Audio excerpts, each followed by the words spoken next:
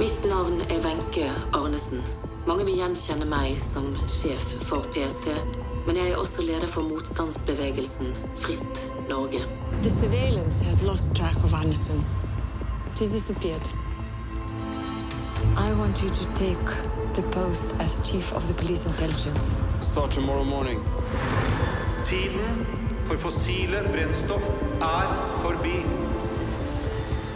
I am speaking on behalf of the entire union.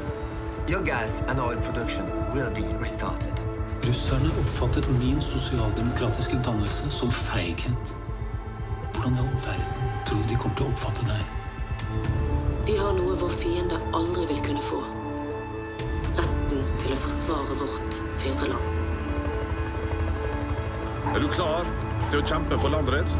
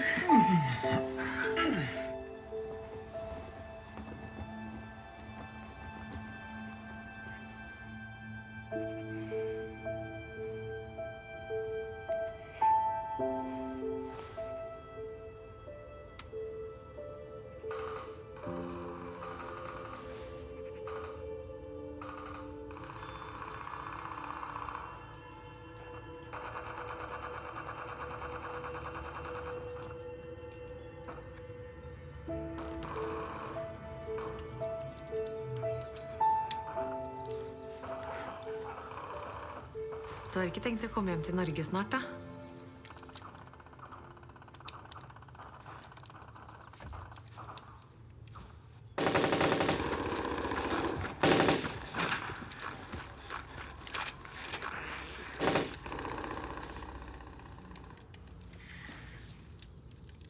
Du får jo ikke gjort noe politisk i Sverige uansett, så du kan jo like gjerne bo i Norge og bruke kreftene dine på det du er god på.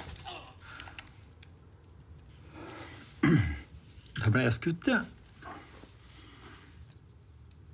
Det er kanskje et tegn, eller? Det er annerledes nå. Vi har en helt annen dialog med russerne. Ja, selvfølgelig har dere en helt annen dialog med russerne når de får drive på akkurat som de vil. Anders gjorde bare det som var nødvendig for å unngå kaos, det vet du. Stemmer det at det er folk på statsministerens kontor som fortsatt ikke kaller Anders for sjefen?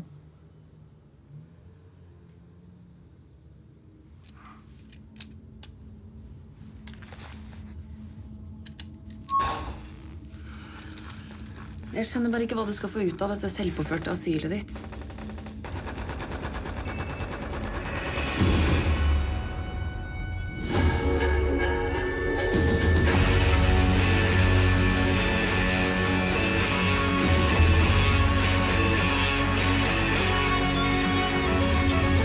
Once you were a sea folk and you sailed upon the sea. Crossed a roaring ocean with the devil at your heels.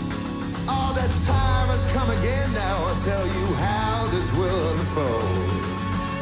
I wanna see the western ocean painted black and gold. Welcome to the seaside. It's been occupied. Bow to the bottom and behold the motherlode of black and cold.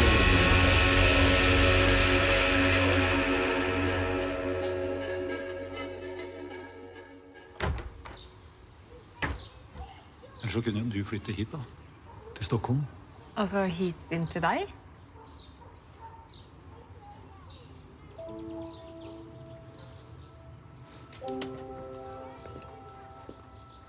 Jeg ringer deg.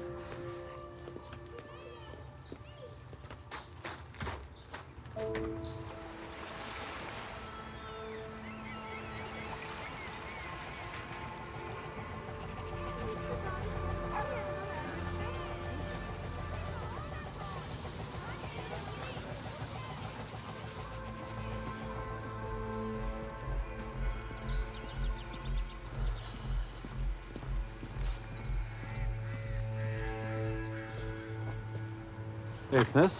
Ja. Jeg meldte meg inn i kystvakta for å hevde Norges suverenitet. Jeg gjør det her for landet mitt. Ja. Jeg kommer til deg fordi russerne frakter våpen inn i Norge. Og de frakter det til Melkøya. Og vi blir bedt om å se gjennom fingrene på det.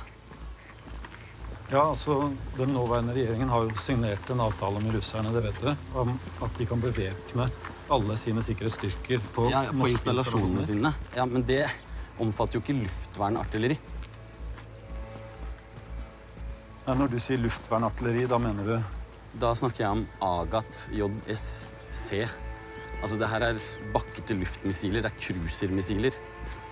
Russerne forbereder seg til forsvarskrig i Norge. Hva sier dine overordnede til det her, da?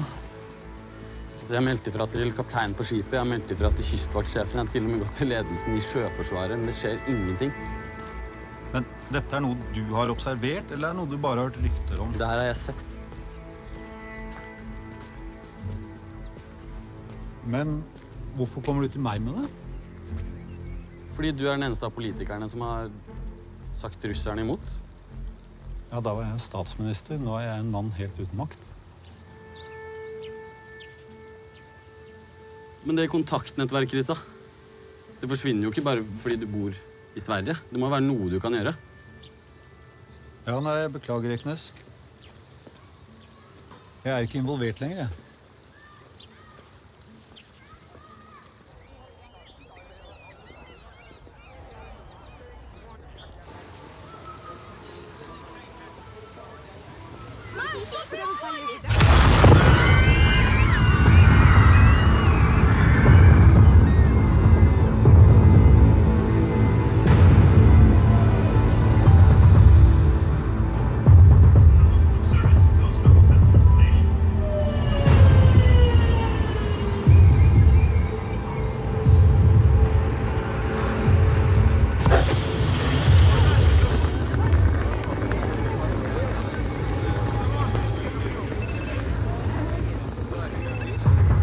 Det er det tredje terroranslaget på 1 måned.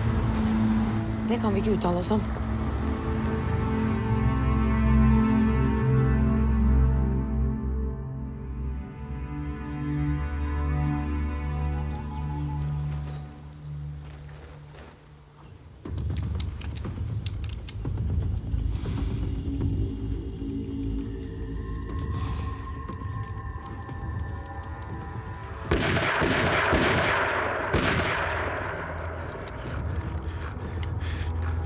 Det er 25.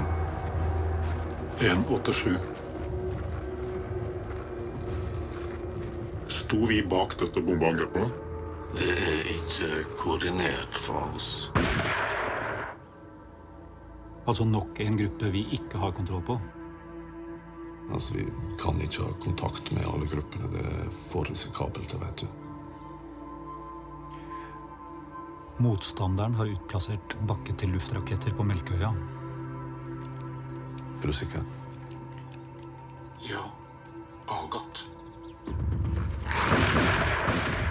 Vi trenger bilder. Det vil kreve en bevæpnet aksjon. Nettopp. Får vi dette ut til folk, skaper vi stor støtte for vår kamp.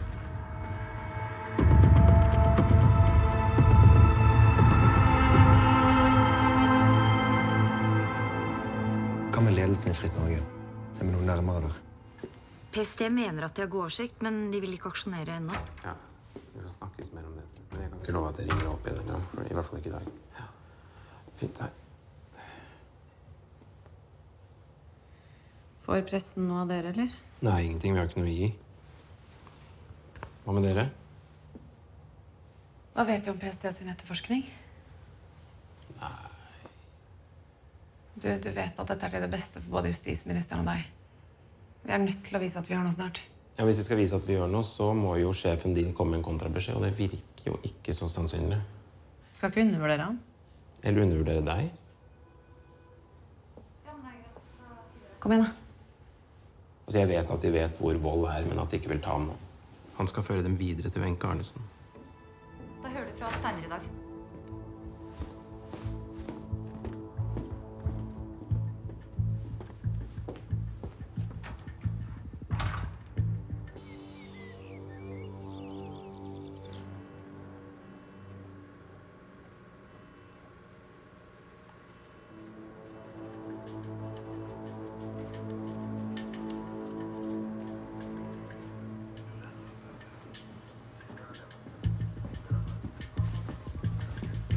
Jeg der nå. Hva skjer? Hva skjer? Politiet her? Hvem som har gitt ordre om å arrestere han? Ikke oss i PST i hvert fall. Hvordan visste politiet da at han var her? Vi med Justisdepartementet. Tidligere gardesjef Harald Wold siktet for omfattende terrorvirksomhet. Vi mener han har planlagt flere terroraksjoner for Fritt Norge det siste halve året. Han en av lederne i Fritt Norge og derved direkte ansvarlig for drapet på flere sivile mennesker. Dette har vi skjellig grunn til å mistenke han for. Takk til PST-sjef Hans Martin Djupvik. Da det statsminister Anders Knudsen. Jeg vil gjøre det helt klart at min prioritet nummer 1 som statsminister sikkerheten til det norske folk. Gårsdagens arrestasjon direkte resultat av god etterretning og samarbeid. Samstundes så... Justisdepartementet sier at denne avgjørelsen kom fra statsministerens kontor. Dere klar over hva dere har gjort? Klar over hvor mange timer, hvor mange uker, hvor mange måneders arbeid som nå totalt vekkastet? Det eneste vi har gjort å oppfordre politiet til å gjøre alt som mulig for å stoppe denne voldsspiralen. Og dere tror at dette måten å gjøre det på? Vi så nær, eller vi var så nær ved å få Wenche Arnesen. Volden skulle føre oss til Wenche. Med all respekt, Djupvik. Dette har PST sagt i månedsvis, mens har Vold fått lov til å herje fritt. Dette var ditt forslag, da. Vi kan ikke lenger sitte og se på at sivile uskyldige blir skadet og drept. Du aner virkelig ikke hva vi holder på med, du. Når du kommer med sånne råd, så vitner det om at du jo totalt inkompetent. Vold var en fare for nasjonen. Du en fare for nasjonen.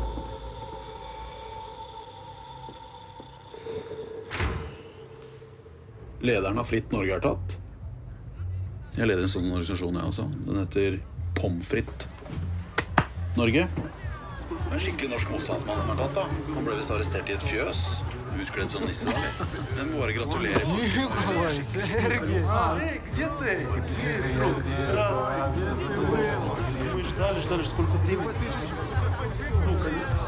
Ja, den lillebroren min, han er fordel enn meg. Jeg må stoppe deg.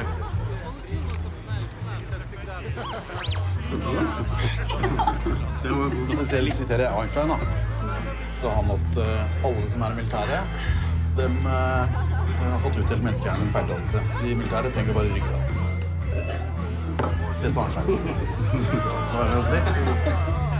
Men jeg skjønner hva du mener. Eller, altså, det er mye som er teit med militæret. Det er det. Hva er teit? Hva som er teit, det er at de er aldri hjemme, for eksempel. Det er jo dritteit. Jeg er hjemme nå.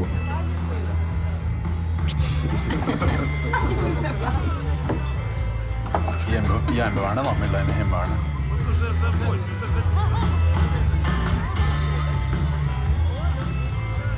Hei. Hei. Det var meg du så på, var det ikke det? Ja. Ok. Skal vi gå ut?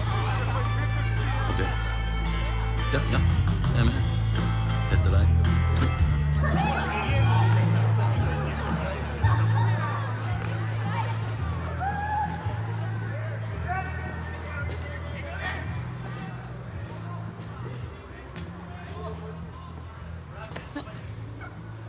Hva skjer? Her. Den beskjed til deg. Takk for sist, Steknes.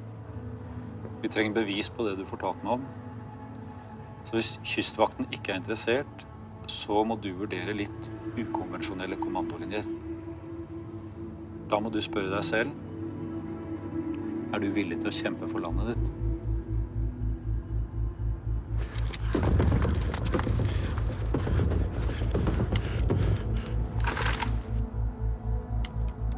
«289. 686. I morgen slipper vi en ny uttalelse fra Wenche Arnesen.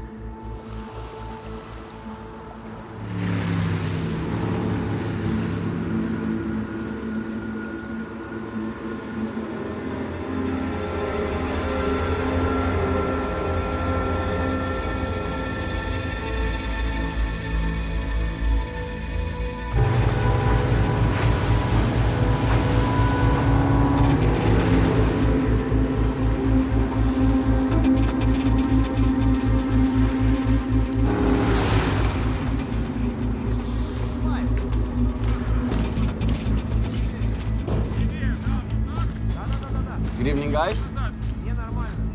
Good evening. Good evening. Where's the commander-in-chief here? Vladik. Yeah, where's he? Over here? Would you please? Yes. Thank you.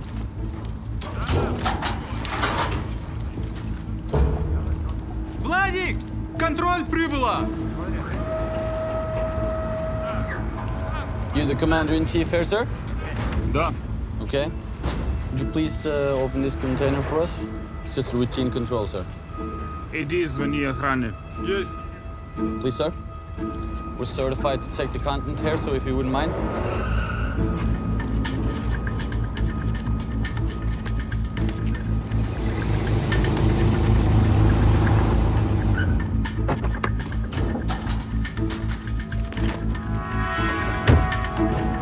Good evening, sir. What's happening? It's just a routine control, sir. We're certified to check these containers, so if you wouldn't mind. But what you looking for? Please, do what I tell you.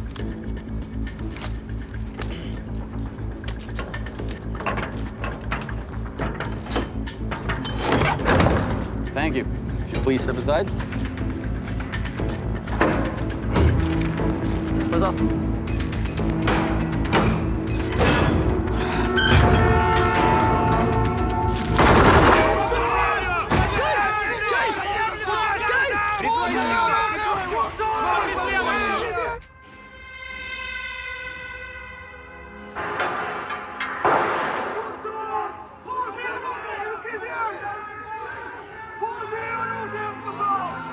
These coastal guards were performing a routine inspection.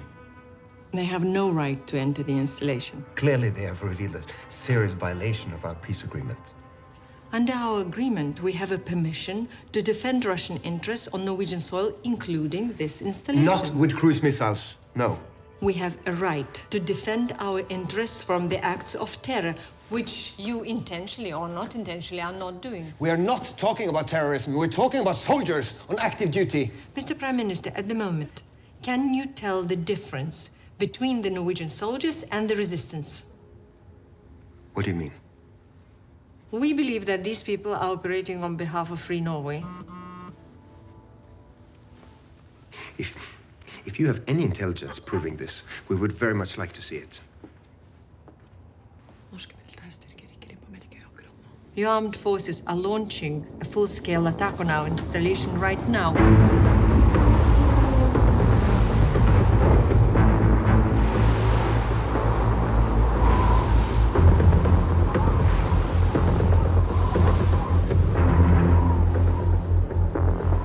Fritt Norge vil ofre alt for å frigjøre landet.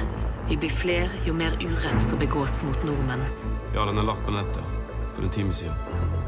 Det er alt jeg kan si foreløpig. Hvis dere ser en kobling mellom kystvaktsoldatene og Fritt Norge, så trenger vi å få vite det nå. Hvis Fritt Norge er involvert, så kan det være en reaksjon på at dere valgte å arrestere Vold.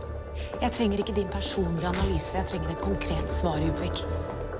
Statsministeren kan ikke presisere nok hvor viktig det er å finne ut om Fritt Norge står bak denne aksjonen. Nå har vi altså et kompani marinejegere som blir sluset ut ifra ubåt. Og I tillegg så har vi 2 ulike tropper som har nådd fastlandet her og her.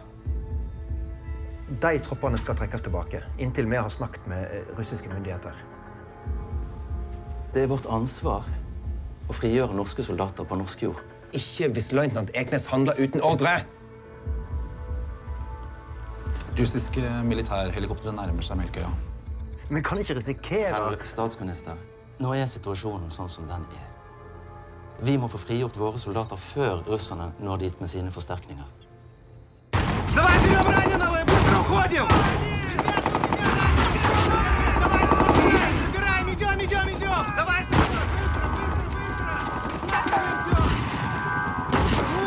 Move! Go! Снашайся! Быстрее! Куда вы смотрите? Быстрее, давай сюда! Смотри, быстрее!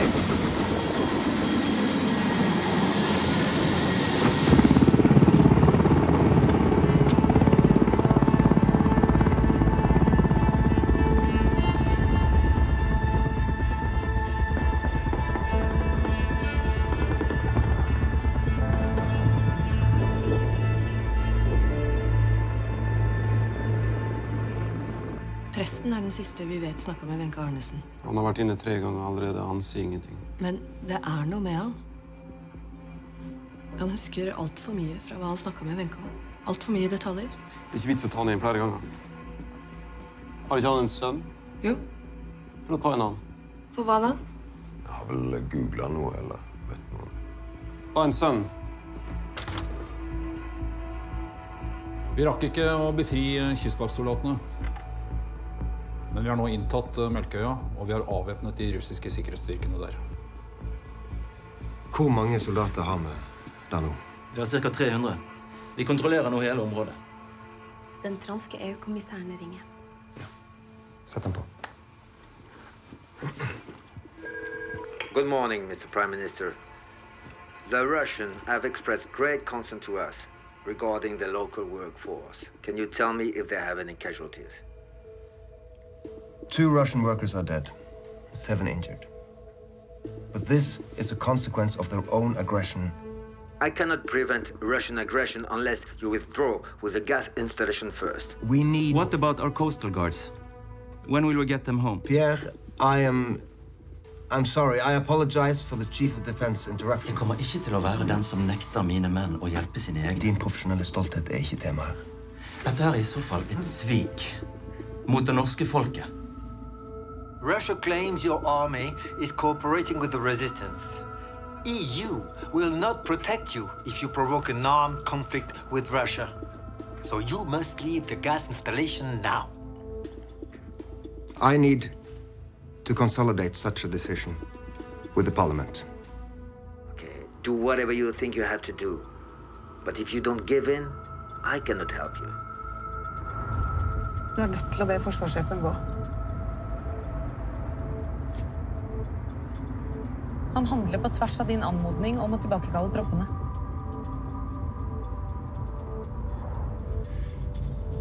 Jeg kan ikke det. Hører du det?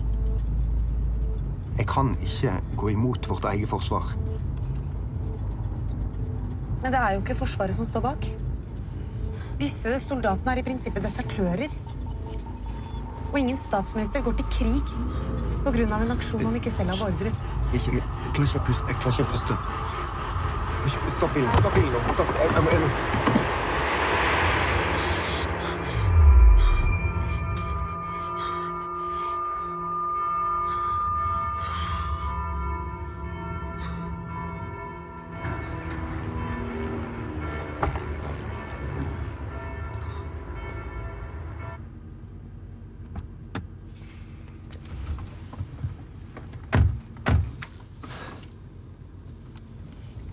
Hvor lenge skal du tro at det tekkes russerne det som kommer til å redde oss? Det var akkurat da Jesper prøvde. Det var akkurat da. Ja, og Jesper snudde, og du så hvordan det gikk. Dette her handler ikke om å tekkes russerne. Du må vise de som står bak denne aksjonen at de ikke kan diktere regjeringen. Det ikke sånn folk kommer til å se det. Jo. Hvis du går til krig nå, så det ikke det å stå opp mot russerne. Det vil være å legge seg flat for nordmenn som tar loven I egne hender. Uansett, må jeg sparke forsvarssjefen, så må han erstattes. Ja, og alternativet krig.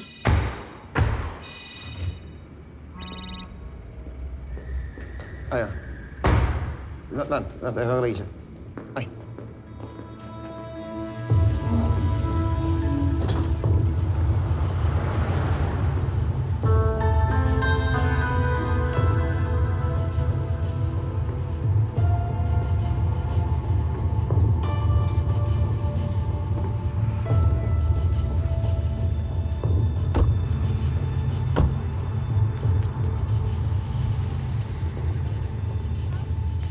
Ирочка, ты все еще любишь эту страну? Людей, да. А лидеров нет. Почему? Не смелые. Не смелые. А мы уже второй раз, меньше чем за полгода, попадаем в такую ситуацию. Элементы в армии борются за влияние. Вот поэтому я приехал себе помочь. Наши морские начинают терять терпение, и... Они хотят, чтобы мы вернули береговую охрану. Если они этого хотят, они этого не получат. А мы с тобой получим уже? А мы с тобой получим. Ja.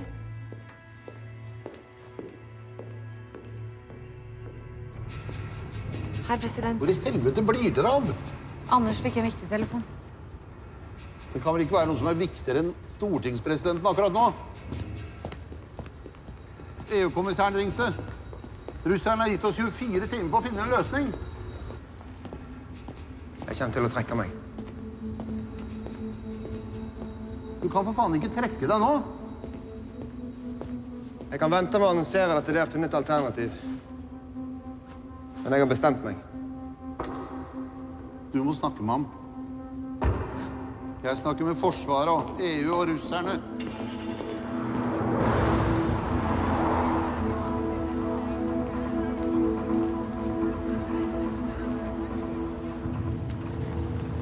Hvem var det du snakket med?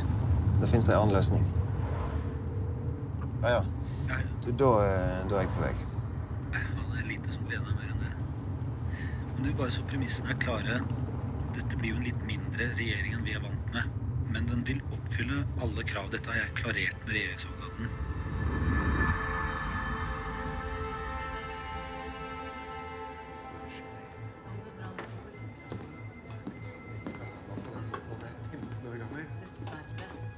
Det er ingen som får brev og besøksforbud for noe sånt. Jeg har snakket med advokat om det. Jåvold, hvorfor kommer du hit?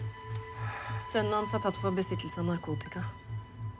PST har ingenting med narkotika, så hva vi gjør det, vet du vel? Slutt med det der pisset. Jeg vet hva dere driver med. Vi forhindrer terroraksjoner, det er det vi driver med. Og som du vet, så mistenker vi at du beskytter Wenche Arnesen, en av landets største terrorister. Dette har vi snakket om før. Det er ikke derfor jeg er her i dag. Nei, men hvis jeg skal henvende meg til en annen politiavdeling for å løse saken mot sønnen din, så er jeg nødt til å kunne si at du har gitt oss noe mer informasjon. Dere kan ikke gjøre dette her. Han er bare et barn.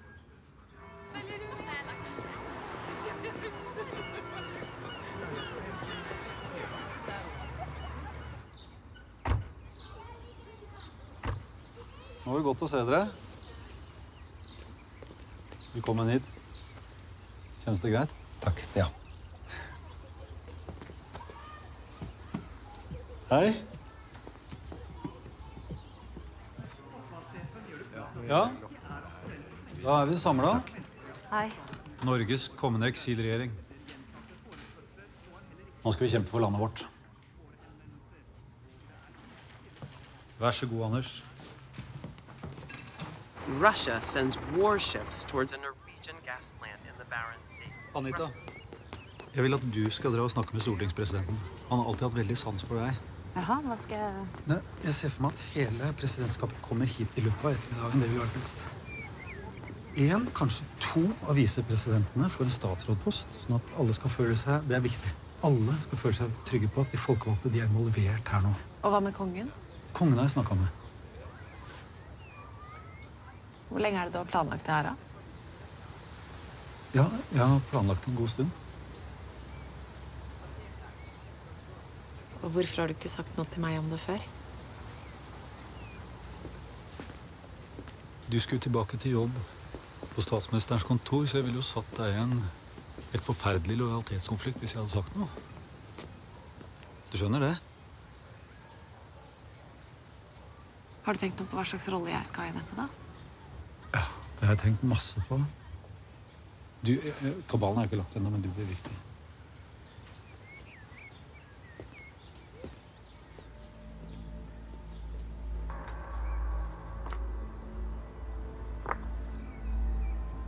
La den her som et minne om henne. Det holder ikke. Hvor ligger hun?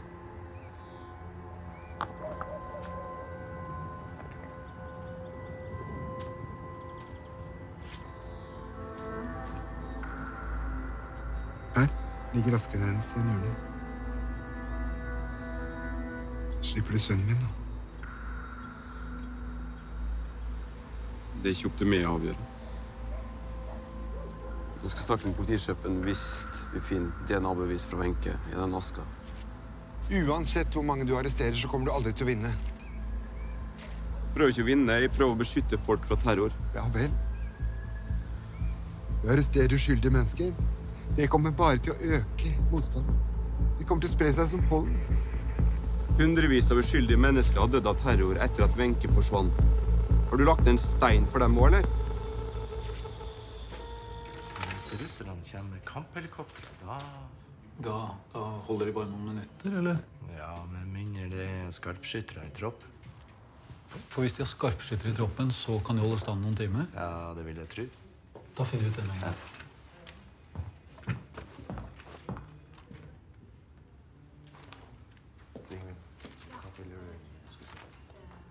Jeg står ikke her. Nei. Du kunne jo selvfølgelig godt hatt en statsrådpost. Men jeg merker jeg fungerer best når jeg har deg tett på. Så jeg trenger deg som statssekretær. Tar du Anita fra meg, eller? Nei. Nei, det var jeg som hadde henne først. Hva var det du snakket med Bent Hole om? Nå? Kommer dere til å be soldatene om å holde stand på Melkøya?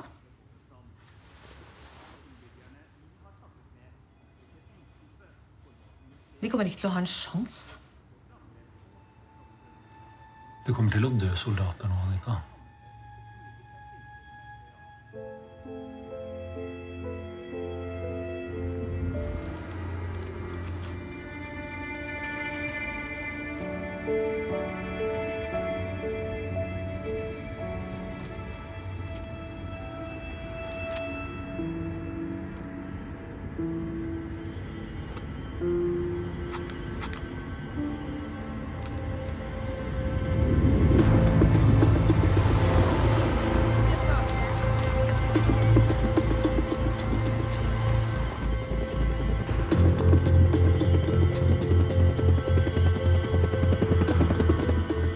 Where is your prime minister? Who? Knudsen. Knudsen wasn't fit for his job. No one seems fit for the job. So I've been discussing all night. I'm sorry. You're sorry. Try to say you're sorry to the Russian president. You have to ask for more time. Says who? Vous, l'Union européenne. Pourquoi? Parce que vous êtes ici pour empêcher une guerre en Norvège. Ja, bedt han om å holde til. Kan vi stole på ham? Herr president, kan jeg få et ord med deg? Jeg vil at du skal se på dette. Det er forslag til en ny regjering. Hvem kommer dette fra? Fra meg. Fra deg? Men er ikke du en del av den såkalte eksilregjeringen? Jeg er ikke helt sikker på om Jesper har fredelige hensikter. Vet Jesper at du er her? På denne måten så tar presidentskapet ansvar, uten at partiene belastes. Det er et slags teknokrati bestående av embetsfolk.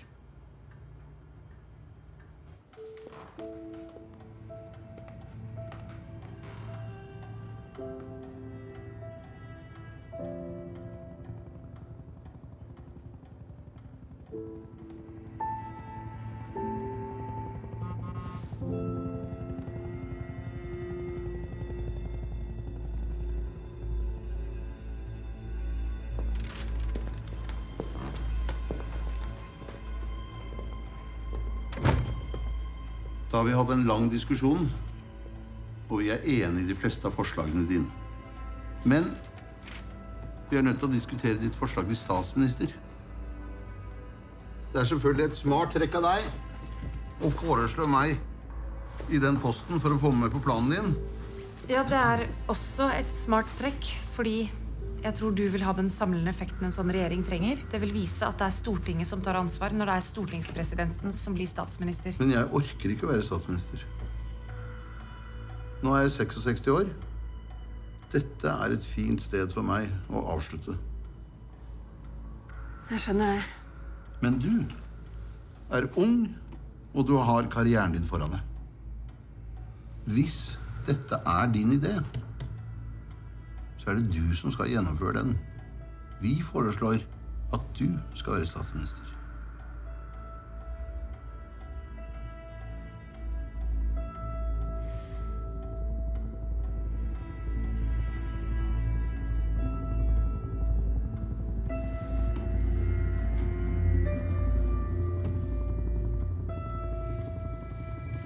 Jeg har ikke den autoriteten som denne regjeringen trenger. Men du behøver ikke å svare med en eneste gang. Du kan få noen timer.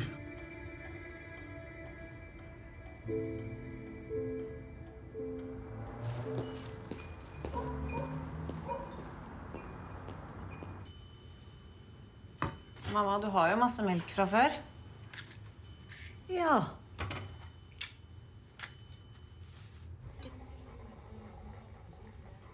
Hvordan går det da, Anita? Det har bare vært litt lite søvn. Var det på grunn av krigsskipene? De skal du ikke bekymre deg for. Nei vel.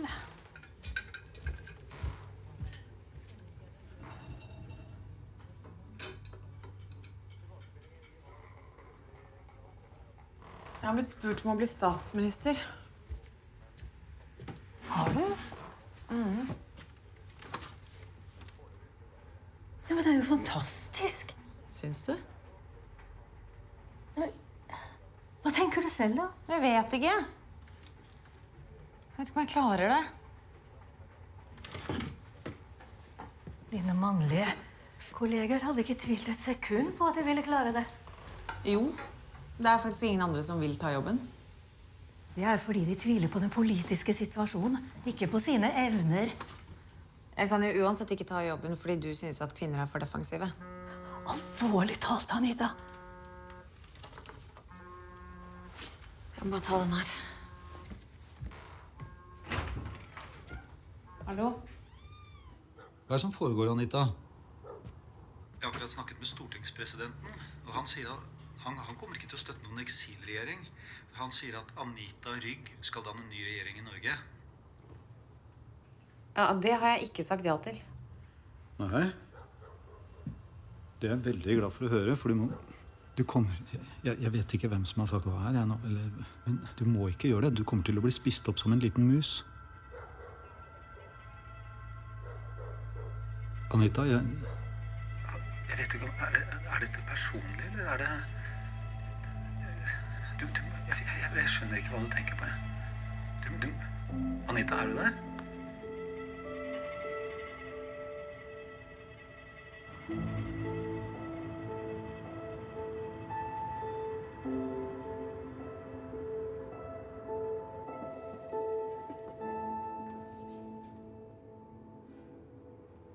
Stolen er din.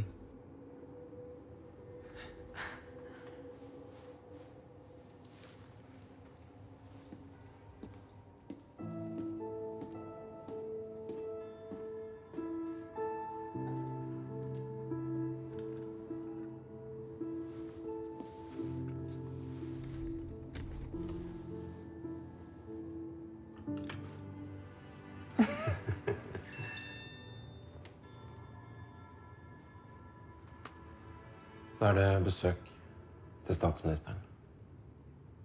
Vi går gjennom all informasjon vi har på ny, i tilfelle vi har oversett noe. Jeg håper jeg slipper å si dette noen flere ganger nå.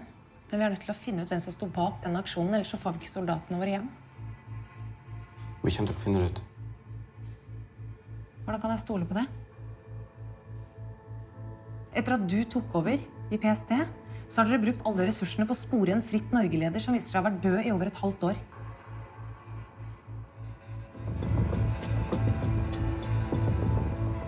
If Norwegian army withdraws, then Russia return their warships. And the coastal guards can be prosecuted here in the homeland. And what about Russia's illegal attempt to import a cruise missile system in Norway? Surely this must concern the EU as well? Yes. They should be returned to Russia at the border. You must be kidding. The only victims in the installation were Russians. Our missiles are here to protect our workforce. Well, we can't accept that. This is a directive from Moscow. Then why am I talking to you if Moscow dictates all your conditions? We are here to protect you. You don't need a full-blown army. Stop playing games. I'm not. Well, unless you contribute to a peaceful solution here, everything you have achieved in this country will be looked upon as a failure. Miss Rigg, please. Prime Minister, you are right. Neither you nor I can afford to fuck up these negotiations. Well, I don't know about you, but I have nothing to lose. No other Norwegian politician wants to govern with your presence. I'll talk to my government. We will try to get the soldiers back. But the missiles will stay. No. I will sign a special dispensation for the weapons to return only when the soldiers are back home.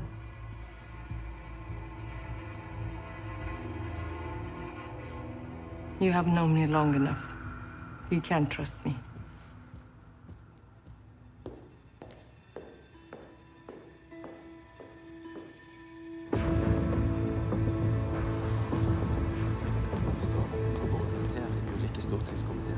Unnskyld, Anita Rygg, har du en kommentar? De russiske krigsskipene snur nå. Beord soldatene dine tilbake igjen fra Melkøya, ellers blir du ikke den forsvarssjefen som får soldatene sine hjem. Anita Rygg, har du en kommentar til spekulasjonen om at du har bedt om å danne ny regjering? Satellittbildene viser nå at russiske krigsskip har snudd og returnert til internasjonalt farvann. Samtidig ser vi at de norske troppene trekker seg ut fra Melkøya. Den umiddelbare faren for kamphandlinger kan dermed se ut til å være over. Ja, det har vært en svært alvorlig situasjon som nå heldigvis er over, takket være god dialog mellom russiske og norske myndigheter. Hva har du måttet gi russiske myndigheter for å få til en løsning? Begge sider har ønsket en fredelig løsning. Derfor har både Russland og Norge... Du er ikke med høy, egentlig. Hun var Og i den statssekretær. forbindelse så vil jeg gjerne benytte anledningen til å rose det norske forsvaret, som har utvist klokskap og mot i en krevende situasjon. Jeg tror du får det til. Og hva med alle de som holdes fanget i Russland? Kan du garantere at de nå vil bli utlevert? Ja, det vil de. Du er 38 år gammel. Landets yngste statsminister gjennom tidene. Det er ikke til å legge skjul på at det var mange som ble overrasket at det var du som skulle ta over statsministerstolen. Ja, det skjønner jeg. Jeg har vært heldig og fått jobbe med de beste og lært av dem gjennom mange år. Så jeg føler meg trygg på at Norge nå vil få en regjering som vil opprettholde stabilitet.